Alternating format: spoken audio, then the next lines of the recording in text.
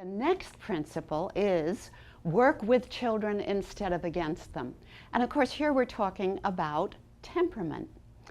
Temperament is fascinating because the latest research we have indicates that temperament is at least partially genetic, but very much influenced by the environment and the child rearing that a young person receives. So I want to take this as an opportunity to talk about another kind of challenging behavior. You know, we've kind of touched on biting and hitting and throwing, that kind of stuff. But there is a different child, and I want to know how many people have encountered the child who seems perfectly happy to come into care, but is always kind of on the outskirts, maybe very quiet, seeming happy, seeming to take everything in, sits at story time but doesn't participate in the story, sits with music and songs, listens to the other children but never sings, until you hear back from the parents that this child sang all the verses to every song in the car going home, and at bedtime repeated the entire book that you had read that morning.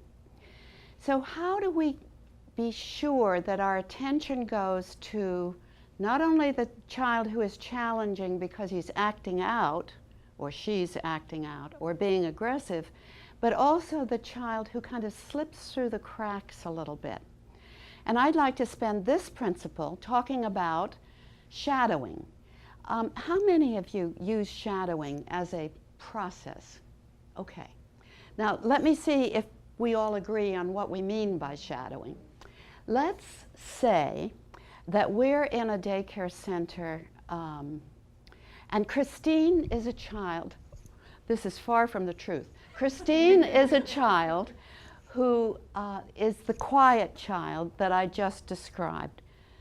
Watches everything very carefully, gives it back to her parents, but doesn't participate very much. And if Eileen and I are the teachers in her program, we're getting concerned. So we have a little conference and we think, we really don't know this child very well. We need to study this child. Well, how do you study a child in a group of 10, 12, 14 kids?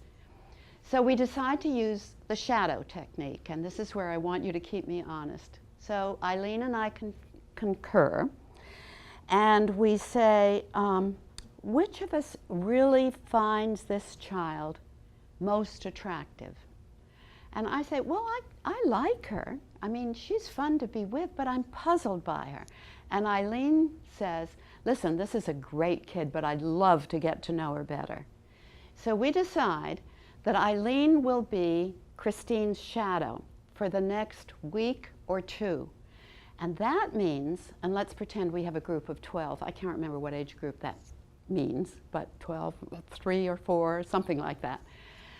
That means that I am going to assume responsibility for overall supervision of all the other children in the group.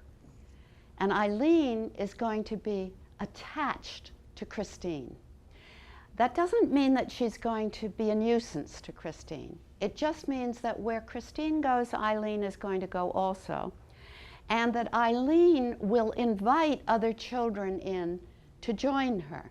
So she'll say, Kaylee, Christine and I are going over to work with Play-Doh. Would you like to come with us?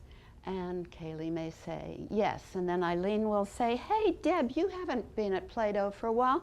Want to come to the Play-Doh table today? And Deb will say yes.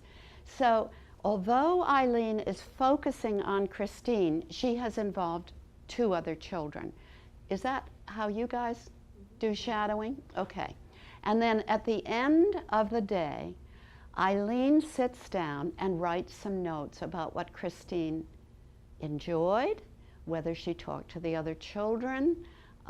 What did Eileen learn about this child through close interaction? Now, let's say at the other end of the spectrum, we've got D, who's a sort of hellion. I mean, she is all over the place, and she's hitting and kicking and spitting we've disposed of. But she's the kind of child, you know, who attracts attention, and you have to pay attention to her. Forgive me, Dee. So at another time, I might say, well, I really find this child very interesting, and I might become her shadow. So every time Dee goes to hit Anne, I'm right there saying, Dee, use words. And every time she slams toys off, I'm saying, Dee, use gentle touch. And every time she hurts somebody, I'm saying, Dee, that's a friend. What do we do with friends? So that we are really giving an intense tutorial to these children who need a little bit of extra help. Now, every child needs a little bit of extra help. That's the trouble. But there's no reason not to use this shadow technique, except that when you're using it, the one person in the room, your partner, has a big responsibility supervising everyone, and probably that's the week you don't want to have finger painting, and you don't want to introduce activities that require very close supervision. Does that make sense? Okay.